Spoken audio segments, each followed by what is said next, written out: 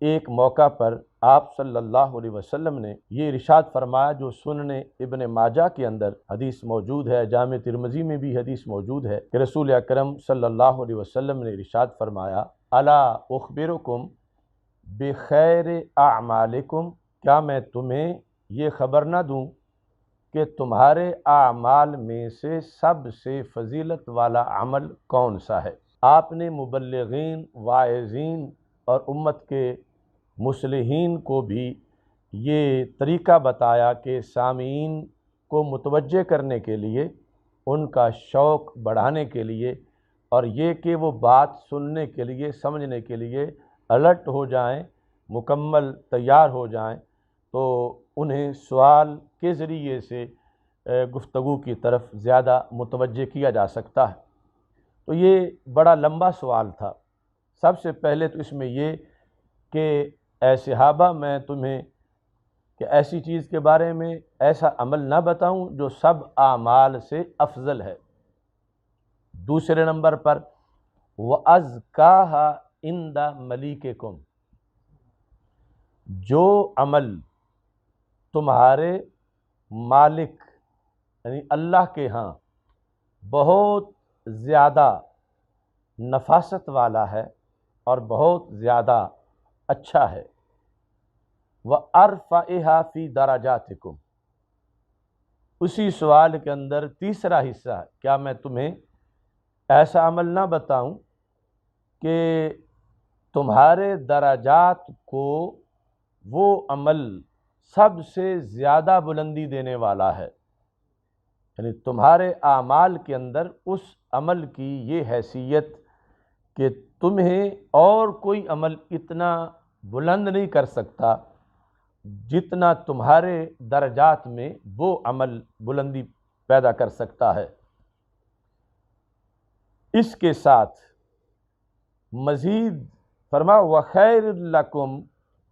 مِنْ إِنْفَاقِ الذَّهَبِ وَالْفِضَّةِ، کیا میں تمہیں ایسا عمل نہ بتاؤں کہ جو اللہ کے رستے میں سونا چاندی خرچ کرنے سے زیادہ تمہیں فائدہ دے گا، یعنی اتنا سونا خرچ کرنے سے تمہیں ثواب نہیں ملے گا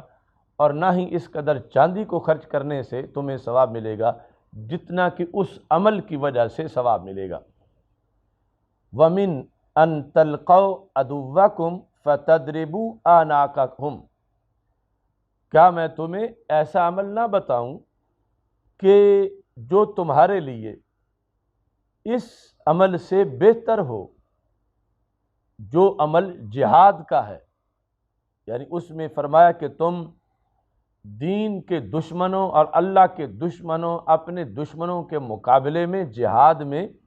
جاؤ اور باقاعدہ تضربوا اعناقہم، تم ان کی گردنیں مارو، وَيَضْرِبُوا أَعْنَاقَكُمْ، اور وہ تمہاری گردنیں مارے، یعنی اس طرح باقاعدہ جہاد جس میں تم کافروں کو مار رہے ہو اور کفار تمہیں مار رہے ہوں، اس سے بھی بہتر عمل، وہ اس سے زیادہ تمہیں ثواب دینے والا اور نوازنے والا، تو کیا میں تمہیں اس کے بارے میں خبر نہ دوں؟ قالوا بلا یا رسول اللہ صلی اللہ علیہ وسلم، تو صحابہ کرام رضی اللہ تعالی عنہم نے کہا کیوں نہیں یا رسول اللہ صلی اللہ علیہ وسلم، آپ فرمائیں، یعنی ان سوالوں میں سے اگر صرف ایک بھی ہوتا تو اس سے بھی بہت زیادہ اشتیاق پیدا ہو جاتا صحابہ کرام رضی اللہ تعالیٰ عنہم میں کہ خیر اعمال جو ہمارے آقا صلی اللہ علیہ وسلم کے نزدیک ہے، کاش کہ وہ پتہ چلے کہ وہ کون سا ہے۔ تو ہمارے آقا صلی اللہ علیہ وسلم نے ایک تو فرمایا کہ وہ خیر اعمال ہے، دوسرا اللہ کے ہاں ازکیٰ ہے،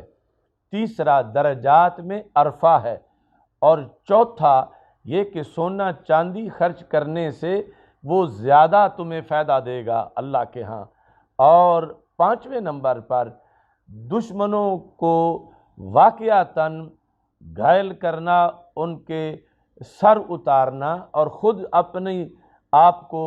جام شہادت کے لیے پیش کرنا، اس سے بھی وہ عمل تمہارے لیے بہتر ہے۔ قال ذکر اللہ عز وجل،